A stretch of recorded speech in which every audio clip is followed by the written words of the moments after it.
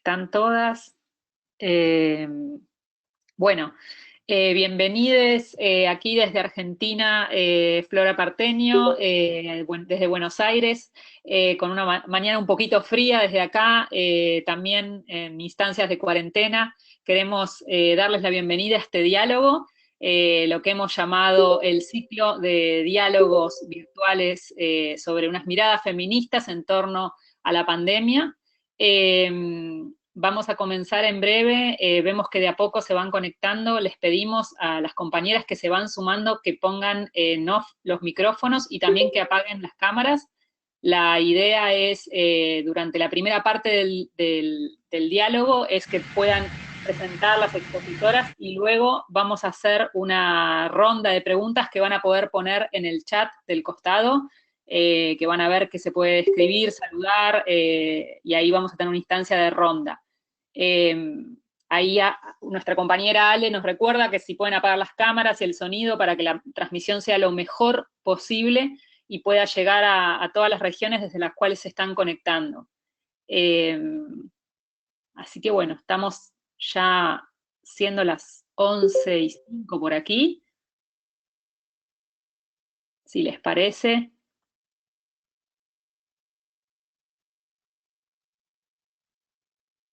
Comenzamos entonces.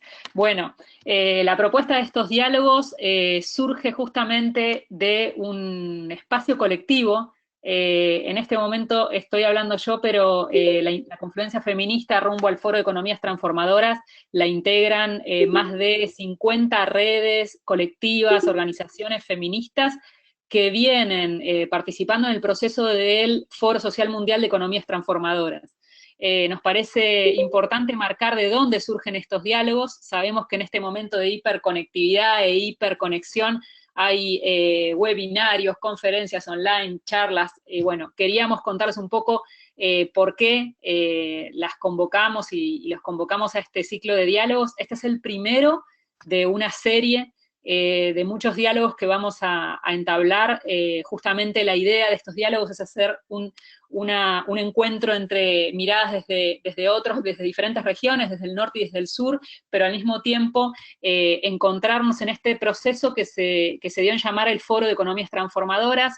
Por ahí muchos no lo conocen, por eso queremos contarles brevemente de qué se trata. Es un foro que justamente nace en las reuniones del Foro Social Mundial en el 2016, y se fue justamente alimentando la idea de construir un foro donde confluyan las diferentes alternativas y experiencias transformadoras de economía, economía social, cooperativismo, agroecología, soberanía alimentaria, comunes, diferentes experiencias de autogestión, y ahí las compañeras de Cataluña, esto es súper potente decirlo, cuando empiezan el proceso de organización del Foro de Economías Transformadoras, lo que ellas empiezan a incentivar es justamente la posibilidad de que se crezca al interior del foro el eje de economías feministas.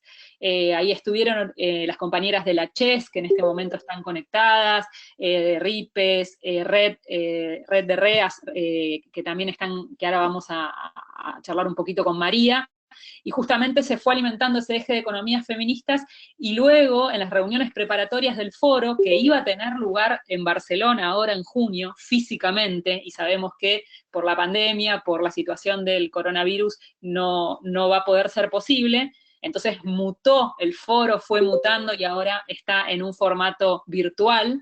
En ese proceso de organización del foro nace la confluencia feminista, nace el año pasado en diferentes reuniones presenciales y virtuales. Nos fuimos dando encuentros en línea, encuentros a partir de, por ejemplo, construir un mensaje para el 8 de marzo, que fue nuestra experiencia de escritura colectiva. Sabemos que no es fácil los procesos de escritura colectiva y a distancia, bueno, lo logramos. Y luego fuimos escribiendo reflexiones sobre lo que significaba construir alternativas desde las economías feministas en este contexto.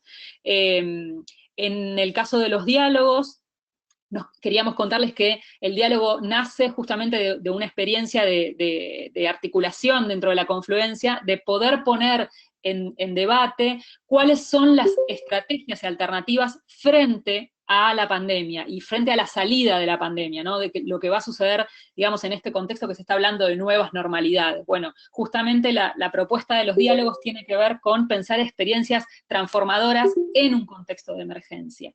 Y por eso nuestro primer diálogo se concentró en los cuidados, en la organización de los cuidados, en un contexto de emergencia, de crisis, de una crisis que ya veníamos hablando justamente desde las economías feministas, ¿no? Esta crisis de los cuidados, que ya veníamos compartiendo justamente sus implicancias. Bueno, la idea hoy es pensarla desde una clave de alternativas transformadoras.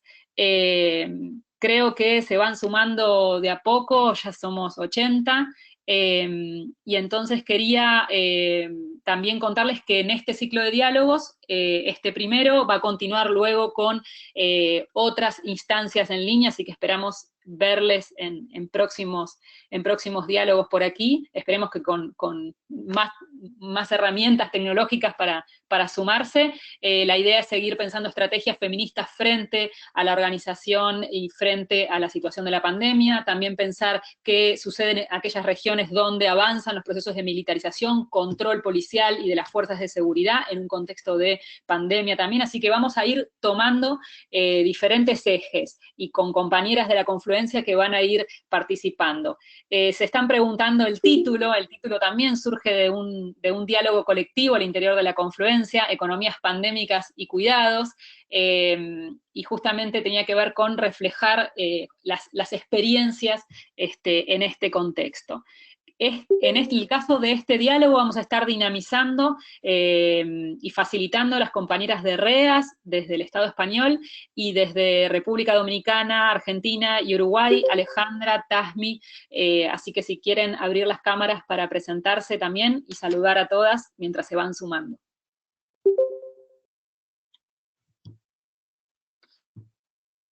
Pues hola, buen día a todas y a todos, buenas tardes. Aquí en España son las 4 de la tarde y bueno, pues sobre todo gracias Flora por la introducción y este maravilloso marco que has hecho de introductorio.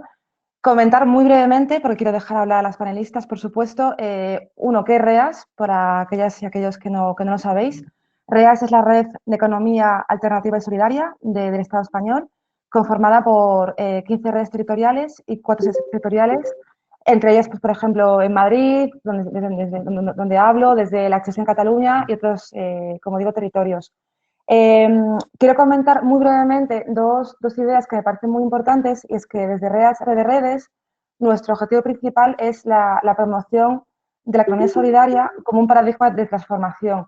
En ese sentido, y también como recalcando lo que decía Flora, nos parece muy importante, como todas las iniciativas desde la práctica transformadora, desde también lo local, que forman parte de REAS en este caso, la agroecología, finanzas éticas, cooperativas de servicios, etcétera. Nos parece muy importante dar esa respuesta, como digo, desde la práctica y también, por supuestísimo, poner en diálogo y articular la economía solidaria con la feminista, que es algo que desde REAS llevamos mucho tiempo haciendo como un objetivo fundamental de esta puesta en diálogo, y creemos que ahora mismo es algo fundamental esta, digamos, como ecología de saberes en este contexto actual de pandemia, para dar una respuesta desde la práctica, la teoría y también hacia las políticas públicas. Y nada más, a todas muchas gracias y doy paso a Flora, me parece, ¿no? Ale. Bueno, hola, soy Alejandra Scampini de DON en Uruguay, bienvenidos a todos al foro. Es lindísimo ver cómo se van sumando de varios países, solamente para decirles que en el chat vamos a estar con María viendo sus preguntas y nada, ahora Tasmi le vas a decir un poco más de la logística. Voy a colocar también, antes de despedirme, el link al documento disparador que ha sido traducido por muchas de ustedes en más de 6 idiomas, así que bueno, también compartir eso y actívense también ustedes en el chat si quieren comentarse. Abrazos, disfruten. Hola, buenos días. Por aquí Tasmi, oficial de comunicación online para DON y bueno, la persona que anda deshabilitando todas sus cámaras. Algunas cuestiones logísticas meramente, como ya les comentaba Alejandra, pueden ir dejando sus preguntas o comentarios en la barra de chat que tenemos, y si tienen alguna pregunta sobre el funcionamiento de la plataforma, también queda a su orden. Y para avisarles que al final de la sesión estaremos compartiéndola en nuestras redes sociales y en nuestro canal de YouTube. Así que en caso de que tengan que desconectarse, no se preocupen porque esto va a ser subido esta misma tarde. Gracias. Gracias, Tasmi, Compas, Ale, María y todas las compañeras de la Confluencia Feminista. Ahí vamos a compartir en breve el pronunciamiento en esta idea que tuvo la querida Ale Santillana de justamente pensar los diálogos en relación con una propuesta, con un escrito, con un documento. En este caso, este primer diálogo sale y se encuentra con ustedes de manera virtual a través de esta instancia y también del pronunciamiento que construimos colectivamente en el contexto del COVID y de la pandemia. Así que vamos a compartirlo y gracias por las traducciones que nos permitieron extender a 7 idiomas y esperemos que más este mensaje para reflexionar y para seguir pensando en este contexto.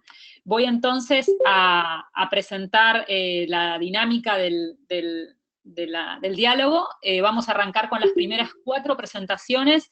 Y luego de las presentaciones van a ser presentaciones cortas justamente para poner en la mesa estos elementos que veníamos diciendo de cómo pensar la organización de los cuidados en un contexto de emergencia y pensar las alternativas, porque seguramente muchos participaron de diálogos sobre cuidados, pensando en las implicancias, los efectos, las políticas de los gobiernos. Bueno, en este caso nos queremos preguntar por las alternativas en clave transformadora.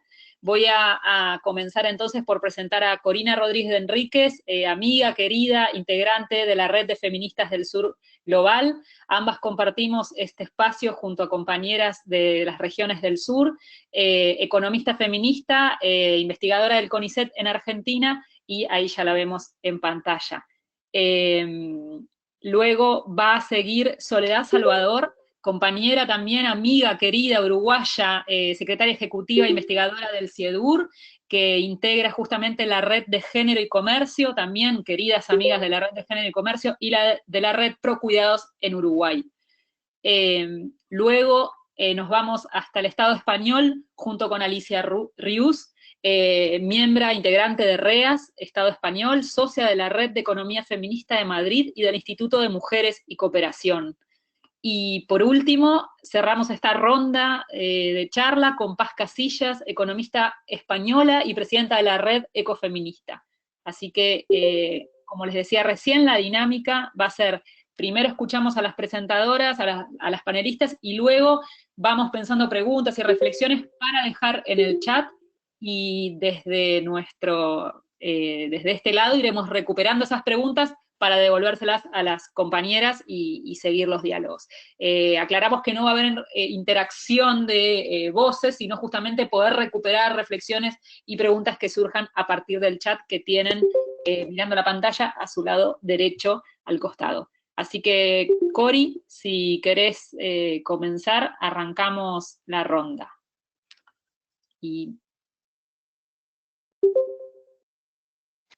Bueno, buenos días. Me avisan cualquier cosita si me escuchan bien o si no me escuchan, mejor dicho. Bueno, yo feliz de estar aquí, de que seamos todas estas personas tratando de reflexionar desde este contexto tan peculiar en el que estamos viviendo. Y gracias por invitarme a ser una de estas voces iniciales nomás, dando el puntapié para una conversación en este primer diálogo. Yo quería hacer básicamente 3 reflexiones en esta clave que un poco planteaba Flora, que nos queremos dar de por un lado, pensar desde la emergencia en alternativas transformadoras y también en el contrapunto del diálogo norte-sur que estamos tratando de gestar en esta confluencia. Y mis 3 reflexiones van en el sentido de, en primer lugar, exponer un poquito lo que, desde mi punto de vista, esta pandemia y las medidas que se han tomado para enfrentarla han puesto en evidencia. En segundo lugar, cuáles son las implicancias para los cuidados, que es algo de lo que ya hemos venido hablando en distintos foros, con lo cual allí quiero hacer solo algunos resaltados específicos. Y en tercer lugar, cuáles son los desafíos para construir alternativas transformadoras desde este lugar de emergencia y pandemia. Entonces, para comenzar, ¿qué es lo que esta situación expone?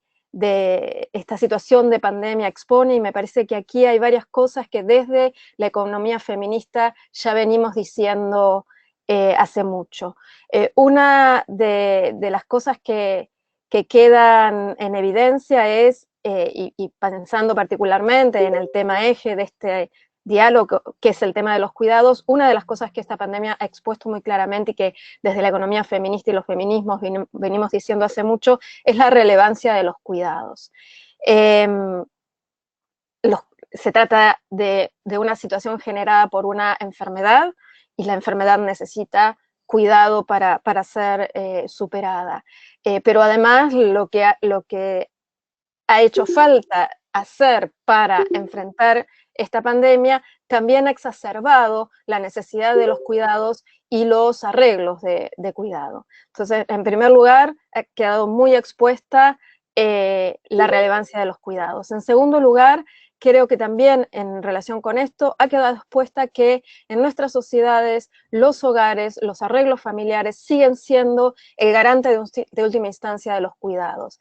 Y me refiero a esta situación en la que los países han tomado distintas medidas, pero muchos países han tomado medidas de aislamiento social, de cuarentenas, en algunos casos bastante estrictas, que ha implicado que todas las personas nos recluyamos en los hogares, y esto ha sido posible porque finalmente en los hogares es donde se sigue resolviendo cotidianamente el cuidado. Y esto, y sobre esto voy a volver, me parece que refuerza una idea familista del cuidado que desde las visiones feministas venimos discutiendo y disputando. En tercer lugar, me parece que ha quedado muy expuesta la desigualdad y las implicancias de la desigualdad. Al inicio se decía, este es un virus democrático, afecta a todo el mundo por igual, todas las personas nos podemos contagiar, lo cual es cierto, pero también es cierto que no todas las personas tenemos las mismas posibilidades de evitar los contagios, o de, si nos contagiamos, tener acceso al mismo cuidado de la salud para recuperarnos y para no morirnos. Me parece que algo que expone claramente esta situación de pandemia es el carácter estructural de la desigualdad en estas economías pandémicas, como las llamamos, en las que vivimos. Y doy aquí un ejemplo muy claro de la ciudad donde yo vivo, la ciudad de Buenos Aires, donde hay unos núcleos que llamamos villas, son barrios vulnerados, barrios con muchas dificultades en términos de condiciones materiales de vida, y en estas villas en la ciudad de Buenos Aires hay Argentina todo está en una situación de aislamiento social bastante estricto, y este aislamiento en las condiciones de habitabilidad de estas villas es simplemente imposible, con lo cual las posibilidades de cuidarse para evitar el contagio en las poblaciones que viven en condiciones más precarias es muy difícil, y esto es simplemente un ejemplo de cómo esta pandemia también está atravesada, y lo determinante que es para lo que pasa a partir de aquí, por las desigualdades que son estructurales en estas economías pandémicas. Y me parece que lo otro que ha quedado expuesto, y un poco como respuesta también a estas necesidades, es que en estas situaciones de emergencia las redes comunitarias son claves. Y vuelvo al mismo ejemplo, en las villas, en los barrios pobres de la ciudad de Buenos Aires, los comedores comunitarios están resultando imprescindibles para garantizar cuestiones básicas de los cuidados, como por ejemplo la alimentación. Y finalmente, dos últimas cosas que quisiera resaltar respecto de lo que esta pandemia expone. Una es la dependencia que nuestra sobrevivencia cotidiana tiene, por un lado de los cuidados, pero también de nuestro acceso al mercado. O sea, expone el nivel de mercantilización de estas economías pandémicas. Ante la necesidad de cerrar las actividades económicas, de parar la producción y las formas habituales de consumo, muchas personas se ven imposibilitadas de acceder a lo básico que necesitan para sobrevivir todos los días. Me parece que también esta pandemia ha expuesto lo central que es el funcionamiento de los mercados en nuestras economías, y por lo tanto el carácter pandémico que tienen estas economías. Y finalmente, lo último que quisiera resaltar respecto de lo que expone esta pandemia es que lo que hace o deja de hacer el Estado es sumamente relevante. Y un punto particular sobre esto es los estados en nuestros distintos países han tomado diferentes medidas, y las medidas que han tomado o dejado de tomar explican buena parte de cómo se han ido desarrollando los acontecimientos vinculados con lo sanitario particularmente. También demuestra que muchos de los dogmas que se venían sosteniendo con fuerza de verdad respecto de la intervención del Estado vuelan por el aire. Hasta los estados más neoliberales en esta situación de emergencia han tomado medidas que hace 3 o 4 meses eran pecado mortal, como la intervención activa en la economía, cómo destinar miles de millones de la unidad monetaria de cada país en programas de asistencia, de rescate, y en financiarlos con medidas muy heterodoxas. Entonces creo que esto es algo que hay que tomar en cuenta. Para ir avanzando, el segundo punto, las repercusiones en los cuidados, y muy brevemente resaltar algunas cosas. Ha quedado claro, y esto lo hemos expuesto ya en varias conversaciones que hemos venido teniendo, el incremento de la presión sobre los cuidados, y como decía al inicio, una mirada familista sobre los cuidados que se recicla en estas coyunturas.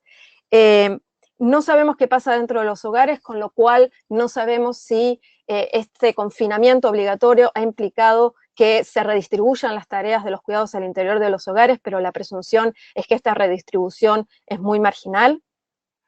Y tres cositas que me parecen centrales para no repetir cosas que ya hemos dicho en otros foros. Las implicancias que tiene esta situación para el autocuidado, que es una dimensión de los cuidados sobre la que a veces no hacemos demasiado énfasis. Protegerse frente a la enfermedad requiere del autocuidado, requiere de que cada quien pueda cuidarse, pueda tomar las medidas individuales que nos pueden prevenir, y cómo, según las condiciones en las que vivimos, este autocuidado es más posible o menos posible. Y de nuevo el ejemplo de la ciudad de Buenos Aires, en una de las villas de la ciudad, en medio de la pandemia han estado 12 días sin agua. ¿Cómo pueden las personas que viven ahí autocuidarse? Desde el ejercicio más básico de lavarse frecuentemente las manos cuando no tienen agua. Y una última cosa que quiero traer, y acá traigo una reflexión que una colega ecuatoriana hizo en otro diálogo que tuvimos bastante al inicio de toda esta situación, la amiga Cruzcaya Hidalgo Cordero. Ella es ecuatoriana y trajo la experiencia desde Ecuador, y decía, aquí también tenemos que pensar y reflexionar no solamente sobre el cuidado de la vida, sino también sobre el cuidado en las condiciones de muerte, trayendo un poco lo que estaba pasando en Ecuador y particularmente en la ciudad de Guayaquil, el cuidado en la agonía, las muertes solitarias que se están viviendo en este conflicto de pandemia, que también es una dimensión del cuidado que creo que tenemos que reflexionar. Y cierro con algunos puntos para seguir luego conversando sobre cómo podemos construir o fortalecer alternativas desde esta emergencia. 3 cosas señalo. La primera, estamos frente a una disputa por la nueva normalidad. En esta situación de emergencia y de reclusión y de aislamiento, una de las cosas que sentimos todos los días es qué ganas de volver a la normalidad. Y sin embargo se empieza a discutir que aquella normalidad de la que venimos son estas economías pandémicas que profundizan todos estos efectos negativos de una coyuntura de emergencia como esta, y estamos empezando a hablar de la necesidad de avanzar hacia una nueva normalidad. Esta nueva normalidad es un terreno en disputa, y es aquí, disputando esa nueva normalidad, que tenemos que ver cómo podemos fortalecer las alternativas.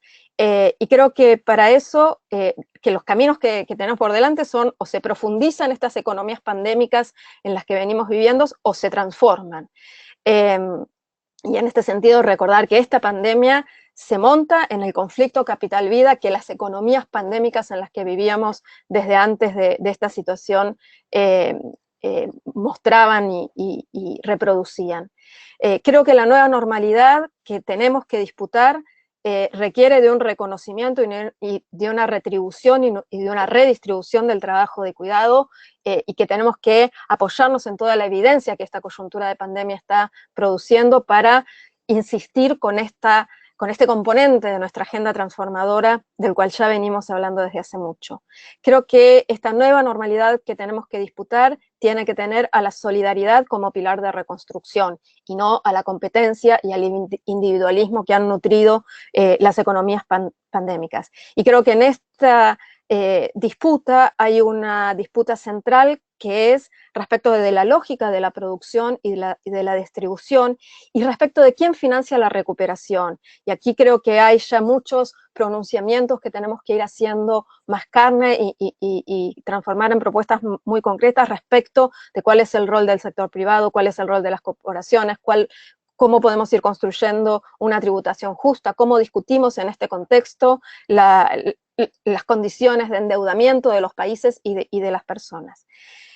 Segundo, las redes comunitarias, que son actores claves en la emergencia, también tienen que ser, desde mi punto de vista, actores claves en la disputa de la nueva normalidad, que es un poco lo que alimenta los diálogos de esta confluencia desde antes de la pandemia. Y aquí entonces la pregunta es cómo podemos fortalecer estas formas alternativas de organización que ya se vienen gestando, que ya se vienen consolidando. Y me parece que particularmente en materia de cuidado, aquí hay un nudo para pensar que es el vínculo con formas solidarias y comunitarias de organización del cuidado y las políticas públicas que son necesarias para atender esta situación de emergencia y para construir esta nueva normalidad, como la provisión del cuidado, por ejemplo, de las políticas públicas de cuidado, puede ser atendido por organizaciones asociativas solidarias y comunitarias de cuidado.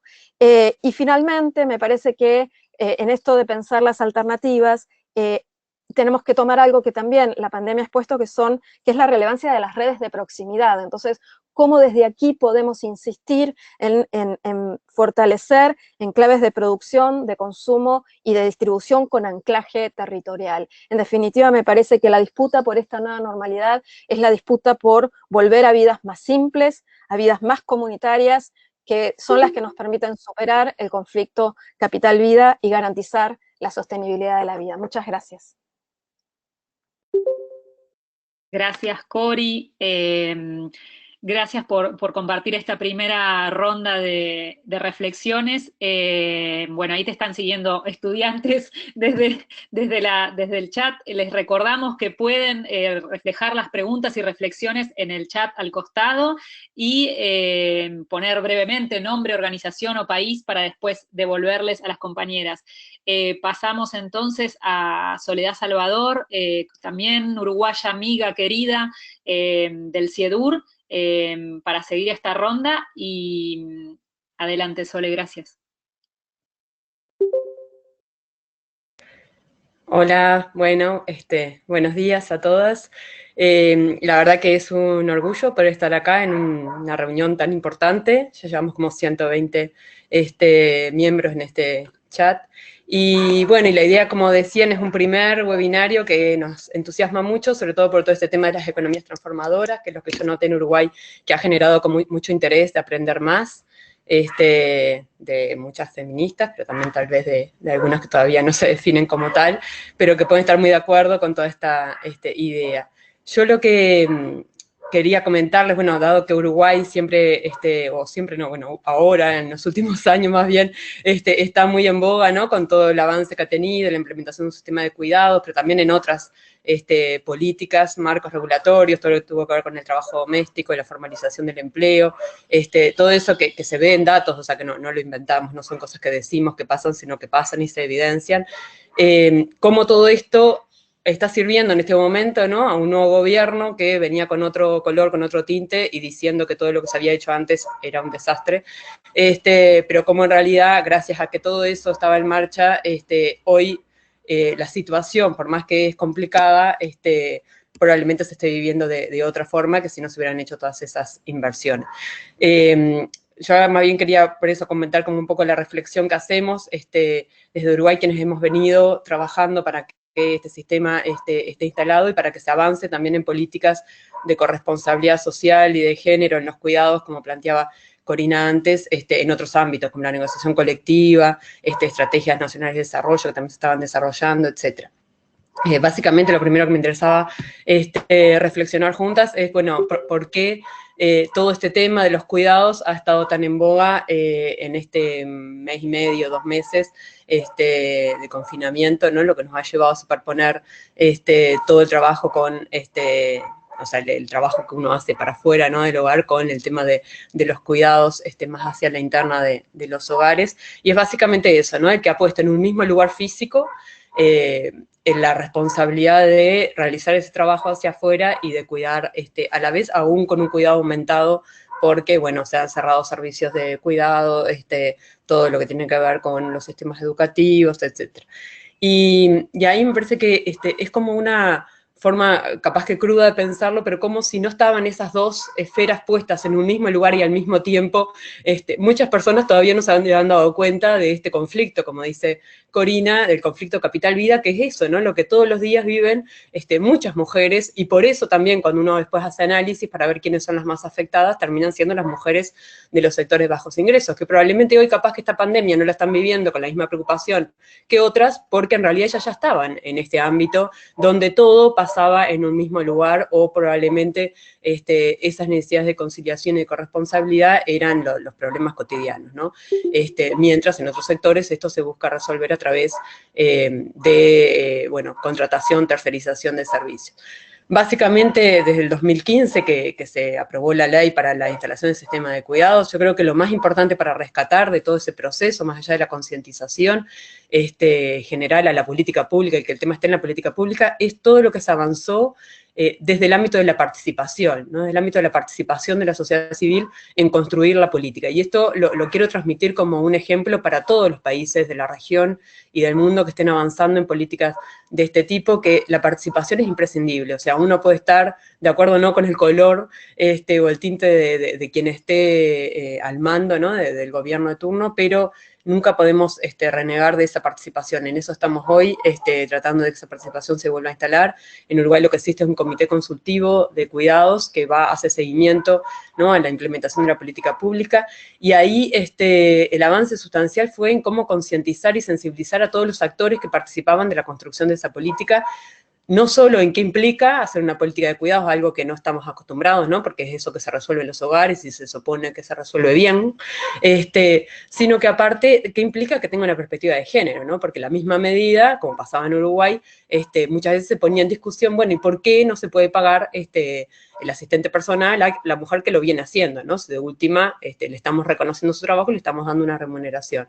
Y bueno, eso que es muy discutido también entre feministas y no feministas, en Uruguay permitió, ¿no?, generar mucho más conciencia de qué implicaba, ¿no?, en nuestra visión de que ir a la igualdad era ir a una igualdad en oportunidades para todas y todos, y que, bueno, y que no se resolvía pagándole a quien hacía los cuidados. Entonces ahí me parece que ese ámbito donde participaba la Federación de Cooperativas de Producción, porque estaban buscando desarrollar servicios de cuidado, donde estaban empresas privadas que dan servicios de asistencia, donde están las asociaciones o agremiaciones de jubilados, por ejemplo, que tampoco tenían ni idea de qué iba esto de la política de cuidados, de qué era ponerle género, el PIT-CNT, que es la central sindical, o sea, muchos donde se empezaron a generar ámbitos de discusión sobre esta política y a concientizarse sobre qué implica desarrollar políticas en este sentido. La pregunta que me hacían las compañeras es, bueno, pero y hoy por hoy, ¿no?, ese faro de Uruguay, ¿en qué está? Y yo diría que está en tratar de seguir avanzando, de no decaer, más allá de que el actual gobierno, obviamente que tiene una priorización sobre el cuidado de los recursos fiscales, y ahí es donde hay que estar, como decía Corina recién, muy acompañando, ¿no?, este proceso, tratando de que no decaiga la política, de que más bien se fortalezca, ¿no?, y de seguir argumentando y tocando las puertas, ¿no?, de los legisladores, de parlamentarios, que son los que van a terminar decidiendo el presupuesto nacional para el próximo quinquenio, para que esta política siga avanzando. En principio, el nuevo secretario de cuidados viene de un partido muy chiquito, Partido Independiente en Uruguay, pero que, bueno, que es una escisión en un momento de lo que era el Frente Amplio, y que, bueno, dentro de todo el panorama de gobierno serían los que están más afín y han tenido una buena preocupación sobre el tema de las políticas de cuidado, y creo que ahí simplemente seguir por eso participando para que no decaiga la perspectiva de género. Y yo después les quería comentar, bueno, sobre negociación colectiva, que otro avance que veníamos haciendo hasta fines del año pasado, hasta diciembre, les diría yo, era trabajando sobre cómo avanzar medidas de corresponsabilidad en los cuidados, que también el PIT-CNT haya promovido medidas para avanzar en ese sentido, en licencias, ¿no?, para varones y mujeres, para poder cuidar. La última ronda de consejos de salarios avanzó mucho en muchos sectores. Yo estuve trabajando justamente en analizar esos avances y poder hacer una mirada crítica, si se quiere, a cómo eso se estaba implementando, pero positiva en el sentido de que habían sido grandes avances gracias a que una central importante lo estaba promoviendo, y bueno, pero eso que quedó ahí, como en el caldero, esperamos que se vuelva a reactivar también. Creemos que hay autoridades nuevas, jóvenes, mujeres, que pueden tener sensibilidad en seguir avanzando en este sentido. Me ha convocado para hacer una reunión de este tipo virtual. Bueno, esperemos que se siga trabajando hacia ahí.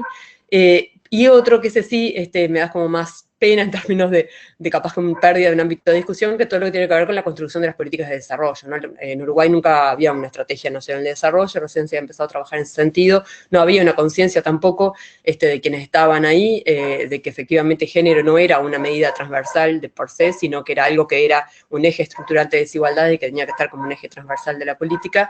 Se hizo un trabajo de concientización en ese sentido, pero bueno, creemos que claramente a partir del nuevo gobierno toda esa infraestructura que se haya montado con toda una serie de planes y programas de desarrollo probablemente decaiga porque no hay como un interés específico en eso, y bueno, creo que ahí es donde está bien, por lo menos no habría que perder lo ganado. Yo creo que lo que sí se ganó igual fue en conciencia, como decía hoy, desde los ámbitos académicos, de los ámbitos de la investigación y de quienes promueven estos temas, y esperemos que también sean temas que se puedan seguir poniendo sobre la mesa en los ámbitos que se van a generar de discusión, ¿no?, sobre la recuperación económica y social que va a requerir el Uruguay pospandemia y la región.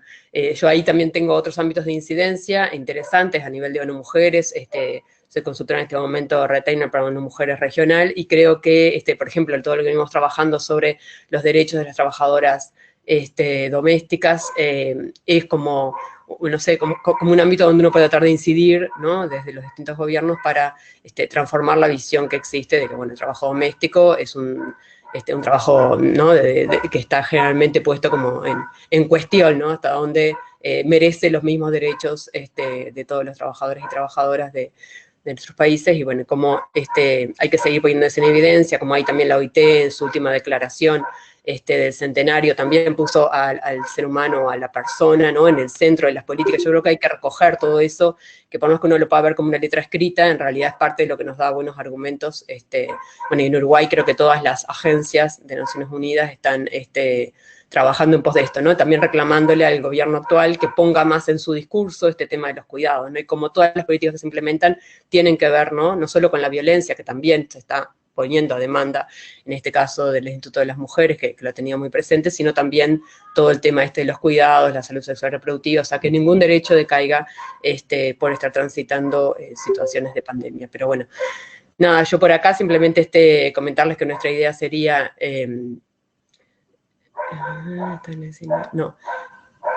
No, el comité consultivo no está en el SINAE. Es un comité consultivo de cuidados, que es solo como una pata institucional dentro de la estructura del sistema de cuidados.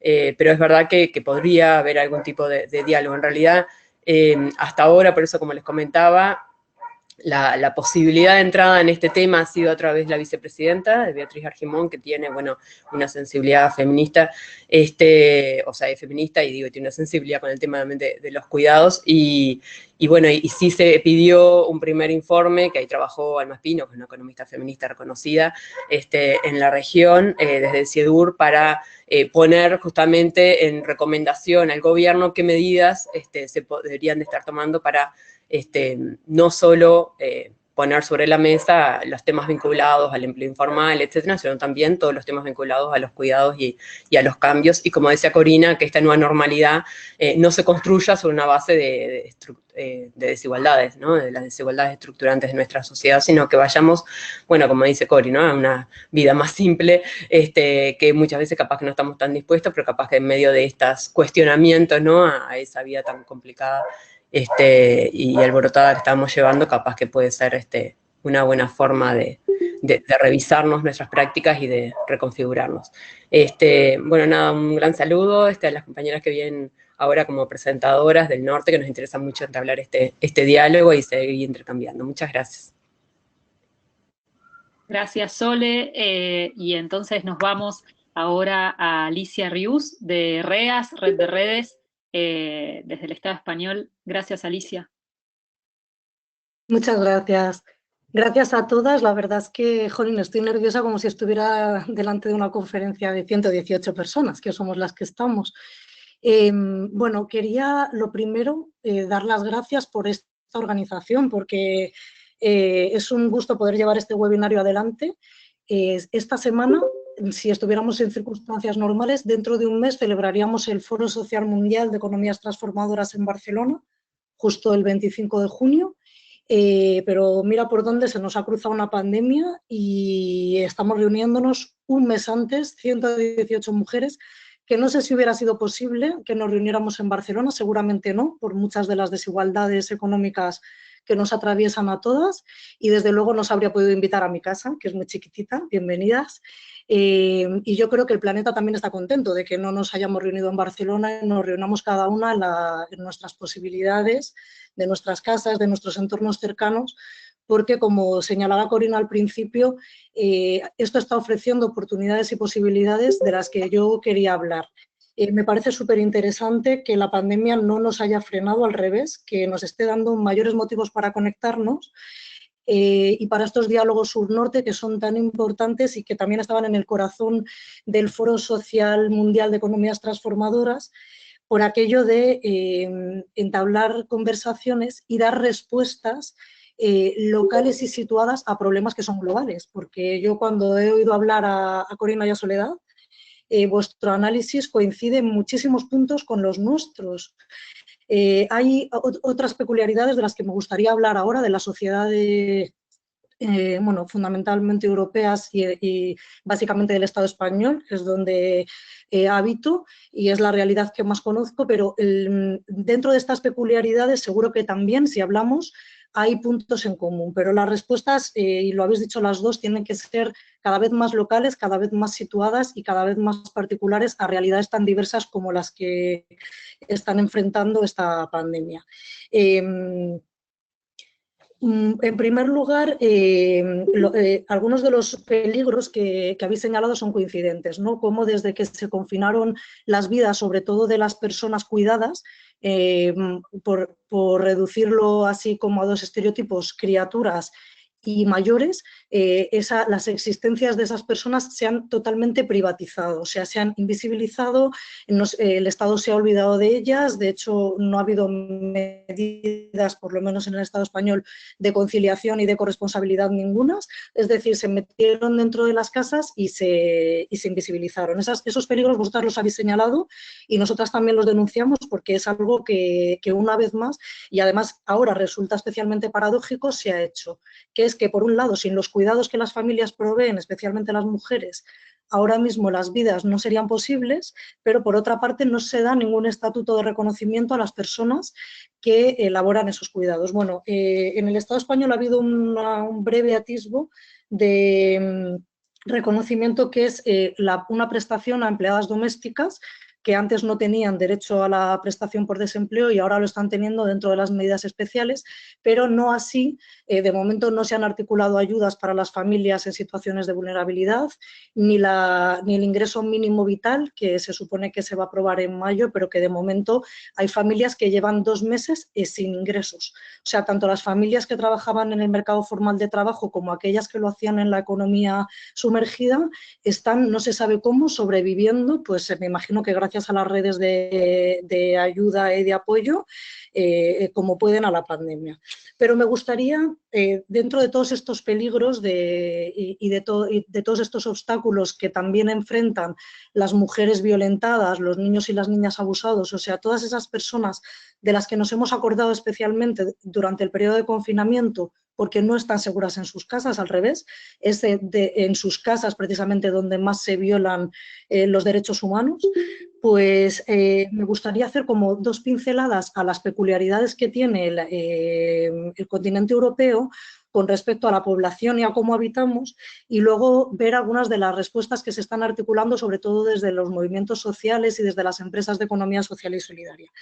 En cuanto a las peculiaridades, bueno, vivimos en un continente muy envejecido. Europa, pues seguramente gracias a que desde hace muchas décadas gozamos del acceso a los derechos reproductivos, podemos elegir nuestra maternidad libremente y no como destino, y también como, digamos que como daño colateral del capitalismo más avanzado, que hace que tener un hijo o una hija sea pues un bien bastante costoso, pues vivimos en sociedades muy envejecidas.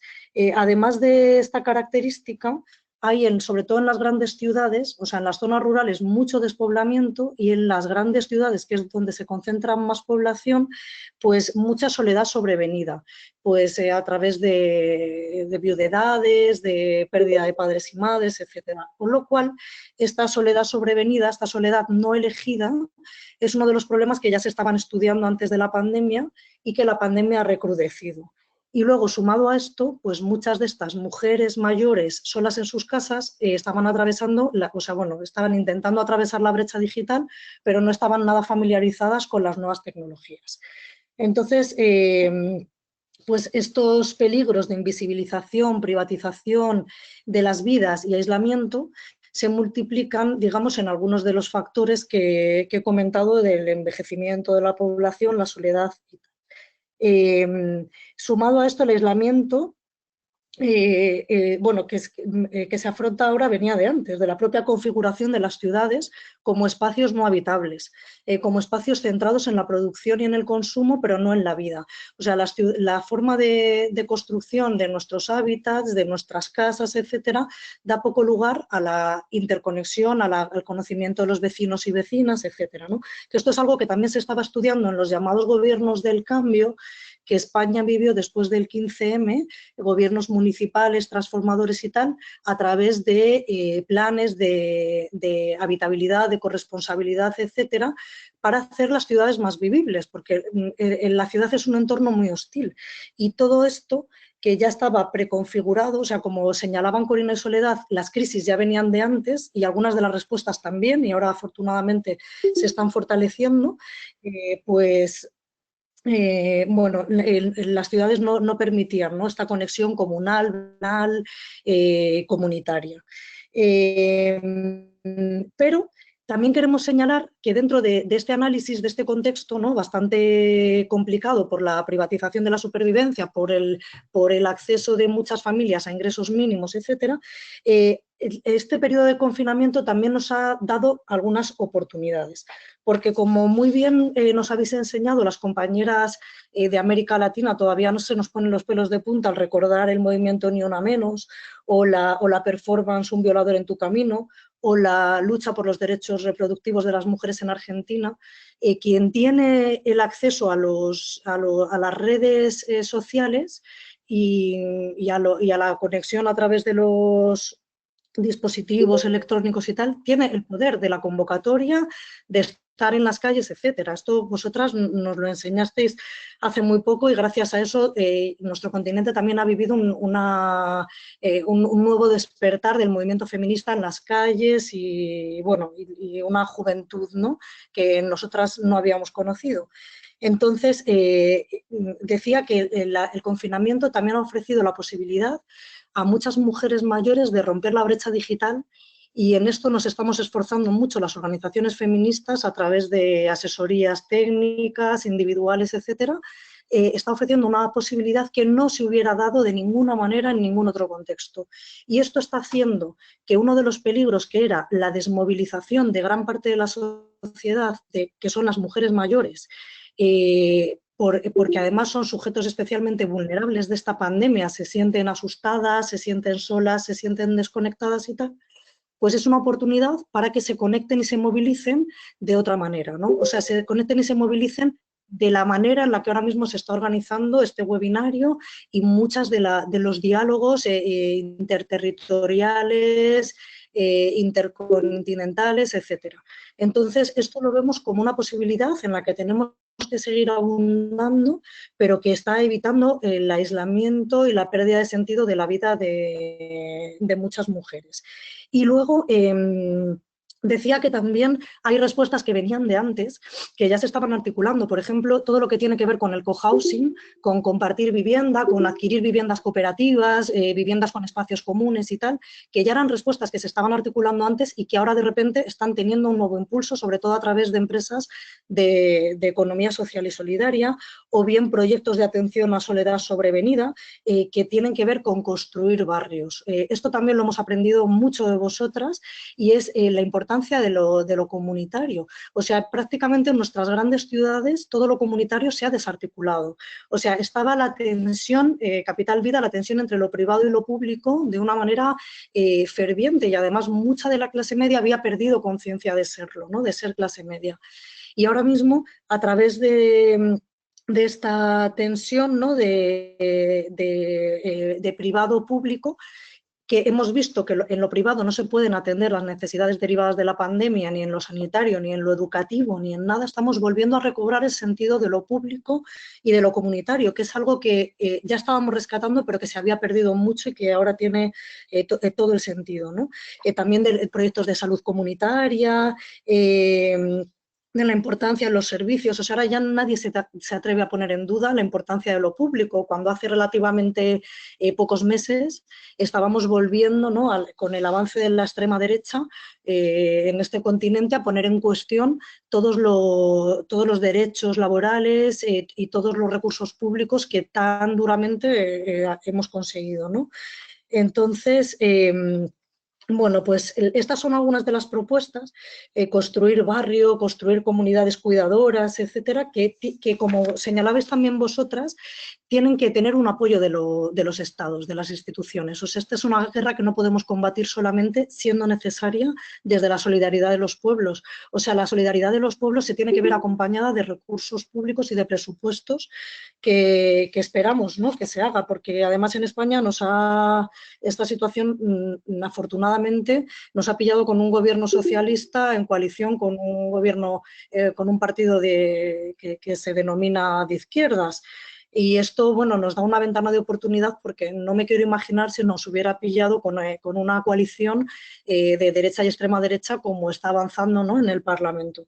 Entonces, es verdad que ahora mismo tenemos la oportunidad de disputar en lo cultural, a través del diálogo, de la comunicación, de la educación, todos los imperativos que el neocolonialismo y el neocapitalismo nos había enseñado como axiomas incuestionables y tal, porque ahora mismo todo el mundo, todas las personas hemos experimentado lo que es la vulnerabilidad de la vida, lo que es la interconexión de todos los fenómenos. Lo que ocurre en China con una tos afecta a medio mundo, la interdependencia humana y la importancia de las respuestas situadas, de lo local, de la cercanía, de las vecinas.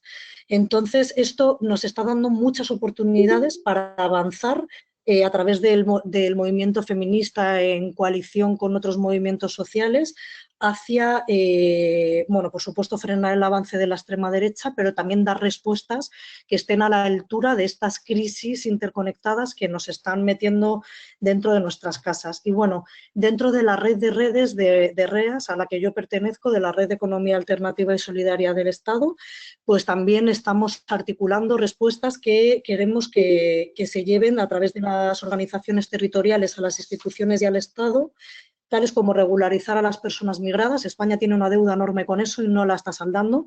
Nuestro país vecino Portugal sí lo ha hecho, regularizó inmediatamente a todas las personas migradas que estaban en el país para que pudieran acceder a los recursos públicos. Nosotros no lo hemos hecho y eso es uno de los puntos que REAS tiene para presionar a las instituciones, y otro responder con medios y con servicios públicos a las necesidades que ahora mismo se están prestando desde lo vecinal y lo comunitario, que se pueden seguir prestando desde lo vecinal y lo comunitario, pero con financiación, insisto, desde lo público. Y luego otras a medio plazo, como incorporar el trabajo de cuidados dentro de nuestras empresas, dentro de nuestros presupuestos, y dentro de las prestaciones sociales. O sea, también tenemos una deuda en esto. España no ha ratificado el convenio 189 de la Organización Internacional del Trabajo, que da cobertura y saca del régimen especial a las trabajadoras del servicio doméstico. Y esto también es una necesidad ahora mismo crucial y fundamental.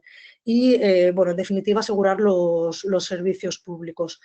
Yo creo que de momento he hecho un repaso así por algunos de los puntos, pero ahora seguramente Paz Casillas, que también viene de las instituciones, nos va a poder dar otro avance más ecofeminista. Muchísimas gracias a todas por las...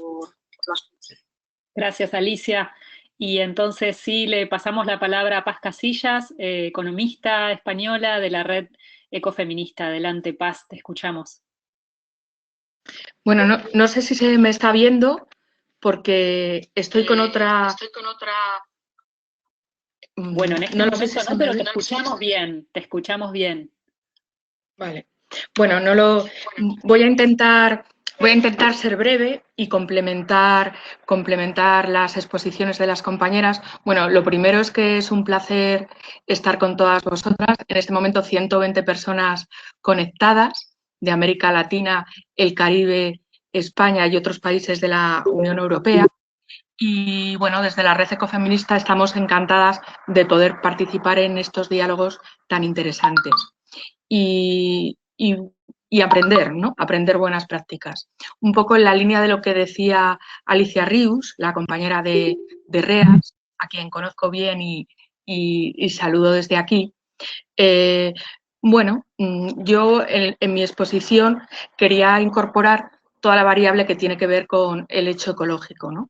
Porque esta crisis es una crisis sanitaria, económica y social, pero también ecológica. Y nos tiene que servir para hacer política y para poner en marcha estrategias que nos lleven a sociedades en las que la naturaleza esté presente como sujeto político. Y bueno, quería sobre todo destacar tres experiencias, tres buenas prácticas, dos de ellas desde las instituciones, una desde el Estado y otras desde las administraciones locales, y luego también todo lo que se está haciendo desde los movimientos solidarios y movimientos vecinales como respuesta a la pandemia, ¿no? Es verdad, como dice Alicia, que nos ha pillado esta pandemia, afortunadamente, con un gobierno en el Estado español de carácter progresista. Porque ya sabemos lo que hacen gobiernos conservadores cuando hay crisis, ¿no? En la crisis económica del 2008 nos pilla en España con un gobierno de derechas y esto hace sobre todo que la respuesta sean políticas neoliberales. Políticas neoliberales que, como diversas competencias están trasladadas a las comunidades autónomas, produjeron sobre todo, bueno, pues un empobrecimiento de las clases medias. Y los estados de bienestar, no solo en España, sino también en otros países europeos, se vieron gravemente atacados y vulnerados. Es decir, políticas que habían sido una lucha, políticas de igualdad de oportunidades, políticas de empleo. Llegó una reforma laboral que precarizaba la situación de los trabajadores y de las trabajadoras. Y bueno, y sobre todo a nivel comunidades autónomas, lo que son los grandes pilares del estado de bienestar, que tenían que ver con la educación, la sanidad, la dependencia y los cuidados a personas, sobre todo, pues se vieron gravemente atacadas y desprestigiadas. Ha habido unas políticas que atacaban lo público, que atacaban también al funcionariado sobre todo a maestros, sanitarios y sanitarias, maestras, y querían desprestigiar todo lo que tiene que ver con lo público a favor de lo privado y, por lo tanto, de intereses del sector privado, ¿no? Entonces, es verdad que nos ha pillado esta nueva pandemia, que a diferencia de la crisis del 2008, es una crisis que va a atacar sobre todo y que va a destruir empleo de mujeres. No solo las mujeres hemos estado en primera línea en estos servicios esenciales que se han decretado en el Estado español, porque somos las que estamos en primera línea en la sanidad, en la educación, en los servicios sociales, en la dependencia, sino que también en los hogares hemos sufrido una gran sobrecarga. Esta estrategia, esta pandemia, desde luego nos ha puesto frente al espejo a una gran crisis de cuidados, porque ya estábamos en crisis. Lo que ha hecho la pandemia es simplemente ponernos frente al espejo. Y hemos tenido que dar una respuesta, muchos desde la sociedad civil, pero sobre todo también intentando de nuevo valorizar que las medidas, la medida para poner freno a la pandemia, pues tenían que llevar una perspectiva de género. Entonces, una de las cuestiones que sí que os quiero plantear es que desde el Instituto de la Mujer del Gobierno de España se tiene que pelear para elaborar un documento que está en las redes, que supongo que muchas conoceréis, que se llama La perspectiva de género esencial en la respuesta a la COVID-19, en la que precisamente ponía encima de la mesa esta cuestión. Primero, que las mujeres estábamos al frente del cuidado tanto en lo productivo, en el mercado laboral, como también en las casas, que ponía encima de la mesa la especial dificultad que tienen muchas mujeres, sobre todo cuando se juntan otras variables, aparte del tema de la cuestión de género, que tiene que ver con el origen, que tiene que ver con la clase social, que tiene que ver con la edad y que tiene que ver pues con el lugar de procedencia, con la etnia de las personas a la hora de aumentar la precariedad, ¿no?, en el mercado laboral y también en el interno. Lo decía antes Alicia, creo que muy interesante ponerlo en evidencia, y es que realmente las mujeres somos las que estamos padeciendo más los efectos de esta nueva crisis, de esta pandemia, y somos las que después vamos a pagar las consecuencias de destrucción de empleo. Sobre todo es una pandemia, es una crisis que va a afectar al sector servicios y esto destruye empleo de mujeres. Y luego a la hora de acceder al mercado laboral, las dificultades de conciliación sobre todo, de nuevo, las mujeres y muchas familias, sobre todo en aquellos hogares monomarentales en las que hay una mujer que se ocupa en solitario de las labores de cuidado. Entonces, de nuevo, hay que estar también desde las instituciones. Tenemos la suerte que al frente del Instituto de la Mujer está una feminista, una ecofeminista, que pertenece a la red y ha tenido que plantear, porque si no estas cuestiones se olvidaban. Otra cosa que se ha puesto también desde las instituciones encima de la mesa es las situaciones de violencia de género que este confinamiento ha producido dentro de los hogares. Toda la respuesta institucional y los servicios, tanto de carácter público como privado, para atender a las víctimas de la violencia de género, han sufrido mucha más demanda por parte de las víctimas, con lo cual esto también se ha puesto en evidencia y se ha tenido que recordar una vez más al Gobierno que era necesario fortalecer este tipo de servicios. Los movimientos ecologistas y los movimientos feministas y nuestro rol dentro del ecologismo como mujeres ecofeministas y también dentro del feminismo como mujeres ecologistas que somos, ¿no? Pues bueno, de nuevo recordar que efectivamente esta crisis nos tiene que enseñar para salir con unas lecciones aprendidas. Las ciudades en las que vivimos son insalubres, ya lo veníamos las ecofeministas denunciando y muchas mujeres escribiendo acerca de cómo la contaminación, como ciertas prácticas de la industria agroalimentaria, los agrotóxicos, y también el desprecio a otras especies, a los animales no humanos, producían, y esta pandemia tiene que ver con eso, ¿no? Es decir, todo tiene que ver con una destrucción del ecosistema y de la biodiversidad del planeta que hace que seamos sociedades más expuestas a nuevas pandemias. Y esto hay que ponerlo encima de la mesa.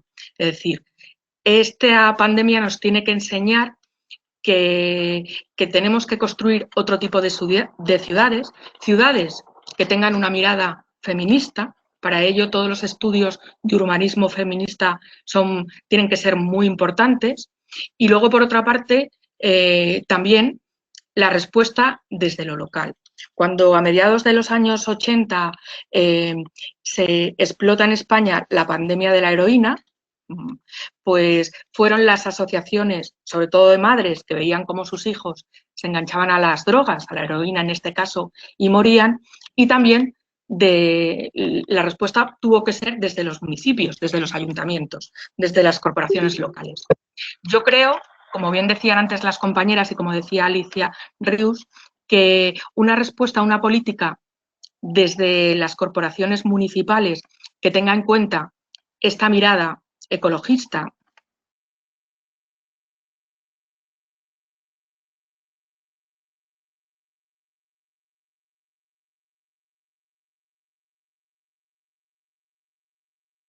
Creo que la hemos perdido a Paz. ¿Ahí me escuchan a mí? ¿Me oyen ahora? ¿Me oyen ahora? Sí, perfecto. ¿Ahora sí? Sí, te escuchamos, pero perdimos a la ponente. Se cayó Paz. Sí. ¿Me oyen ahora? ¿Ahora me oyen? Sí, perfecto, Paz. Adelante. Sí. Disculpen. Bueno, solo quería terminar diciendo que la importancia de lo municipal para hacer política, para construir ciudades más sostenibles, más vivibles, para hacer planes de movilidad que incorporen también la mirada feminista y que precisamente en aquellas comunidades autónomas donde más se ha desprestigiado lo público y más ha sido necesario pues poner en valor todo lo que tiene que ver con lo público, es donde las redes de solidaridad ciudadanas y ese tejido barrial ha dado una respuesta más rápida allí donde el Estado y lo institucional no ha podido llegar, como son comunidades autónomas como Madrid o Cataluña o el País Vasco. Es decir, Madrid y Barcelona son las ciudades donde más ha azotado la pandemia, ¿no? Y ha sido donde hay una mayor respuesta ciudadana. En ciudades y en municipios y en distritos donde más desarrollado estaba el tejido social previo, que se han organizado y que han hecho redes de cuidados y redes de cubrir necesidades básicas de personas que estaban en la economía sumergida, muchas mujeres madres solas, que han tenido que acudir a colas para comer y a comedores sociales. Bueno, pues ha sido la ciudadanía en los barrios que se ha organizado. Y bueno, simplemente poner encima de la mesa la importancia de tejer redes comunitarias. Esto las compañeras, ustedes en América Latina y en el Caribe nos pueden dar sabias lecciones. El peligro de que en esta nueva crisis seamos las mujeres las que paguemos de nuevo esta deuda y que además salgamos con unas vidas todavía más precarizadas. El peligro también de esta brecha digital, que la brecha digital lógicamente en el confinamiento pues produce una mayor desigualdad y sobre todo lo que puede considerar lo que puede ser el teletrabajo a la hora de precarizar una vez más y segregar el mercado laboral, porque todo lo que tiene que ver, al menos en España, con mercado laboral temporal, jornada parcial y precariedad, pues tiene rostro de mujer. Que el teletrabajo no sea, una vez más, una nueva variable a sumar a la segregación por género en el mercado laboral. Y bueno, de nuevo agradecer poder estar presente desde la Red Ecofeminista mucho por hacer, porque es verdad que el movimiento ecologista también cuesta incorporar la mirada de género y ponerles frente al espejo que en esta pandemia existía una grave crisis de los cuidados, y en eso estamos, es decir, desde los movimientos sociales poder aportar una doble mirada ecologista y feminista. Y bueno, muchas gracias. Gracias, Paz. Pudimos escucharte a pesar del breve corte de conectividad, pero salió muy bien la conexión, y entonces ahora abrimos la ronda de preguntas. Fuimos recuperando las diferentes reflexiones que nos acercaban en el chat, y si quieren las panelistas conectar las cámaras, las 4 para ir haciendo. Tenemos algunas preguntas más generales para todas. Una de ellas tiene que ver con pensar, o cómo ven ustedes y analizan las posibles acciones que se podrían hacer, pensando que el 70% de las profesionales de la salud en todo el mundo son mujeres, están en la primera línea, lo que decimos, a la vanguardia del cuidado, y justamente los estados no están asegurando sus condiciones, sus cuidados y, bueno, sus salarios también, ¿no es cierto? Otra de las preguntas va en el sentido de si pudieran hablar sobre el concepto de economías pandémicas, cada una cómo lo piensa, cómo lo viene analizando. Otra compañera trae sobre el artículo de la querida Maya Pérez Orozco, que publicó hace una semana sobre la discusión en torno a la renta básica universal, y queríamos saber, bueno, qué opinan sobre esto, incluso puntualmente sobre la posibilidad de un salario hacia quienes cuidan, cómo lo ven, qué opinan ustedes en tiempos en los que también está en disputa los recursos que son escasos, cuál debería ser el rol del movimiento feminista. Y después tenemos algunas preguntas puntuales para las 4 expositoras. Alicia, bueno, obviamente a todas agradeciendo y felicitando por la presentación. ¿Cuáles serían las medidas políticas que están tomando con respecto a las mujeres migrantes y para atender las necesidades básicas de mujeres migrantes que se dedican justamente a tareas de cuidados, como parte de su salida laboral o como única salida laboral? En el caso de Paz, ¿cuáles son los puntos de intersección que ve entre las problemáticas que sufren las mujeres por el confinamiento tanto en el norte como en el sur, en relación con la pérdida de puestos de empleo a causa de la crisis económica que se espera? Para Sole, bueno, hay varias en torno al sistema integral de cuidados y a cómo funciona. Básicamente vamos a enfocarnos en 2. Una es qué pasó con todo lo que ustedes habían logrado construir con las organizaciones y con los diferentes actores en el sistema de cuidados con el nuevo gobierno. ¿Cuál es la escucha que hay en ese nuevo gobierno? ¿Qué pasó, digamos, en este escenario que, como sabemos, en Uruguay hace muy poco el cambio de gobierno con un fuerte giro a la derecha, digamos, abre muchos interrogantes en este sentido? Y para Cori, la pregunta, hay muchas en torno a las redes de apoyo y las redes comunitarias, preguntas en torno a cómo fortalecer las redes comunitarias, cómo se da la articulación o la organización entre redes de apoyo y administraciones. Una compañera trae el ejemplo de Madrid, pero en tal caso, vos mencionaste la situación en torno al agua en la ciudad de Buenos Aires, entonces si podrías explayarte un poquito más en eso. Y otra pregunta para Corina es cómo valorás la coordinación de las administraciones provinciales y locales con el Ministerio de Mujeres, Género y Diversidad, y bueno, cuáles son los desafíos. Así que bueno, abro la ronda de nuevo, si quieren en el mismo orden que arrancamos.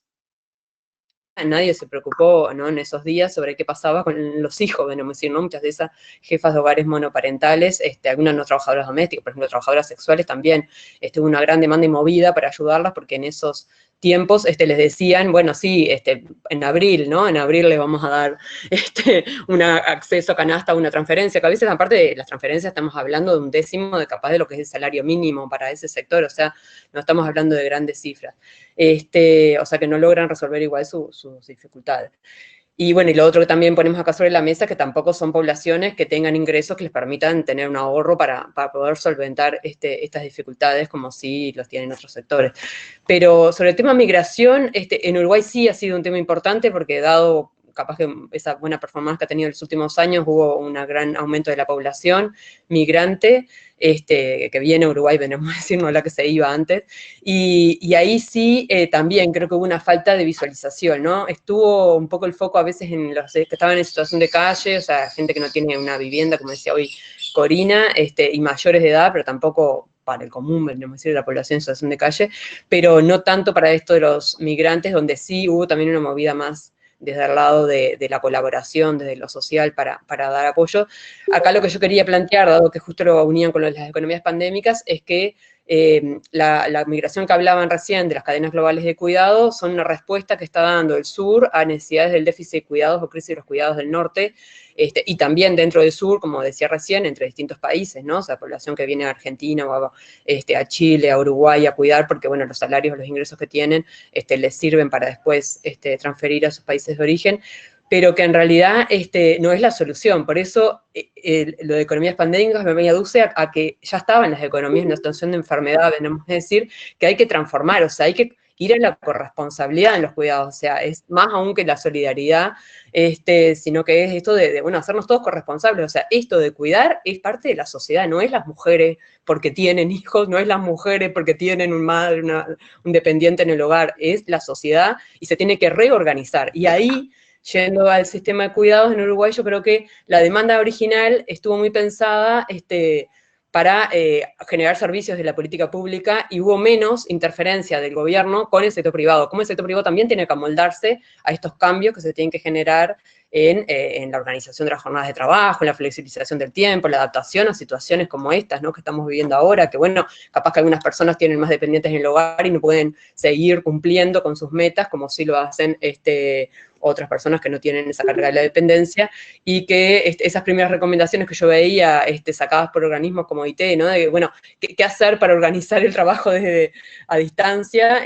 Muchas veces tampoco tenían en cuenta, ¿no? Bueno, que eso de organizar el trabajo a distancia no era solo organizar el trabajo que uno tiene que hacer para afuera, sino también cómo eso concilia o es corresponsable con el resto de las responsabilidades que tenemos todas las personas, varones, mujeres, y de todos los sectores sociales, o sea que es inevitable, debemos decir.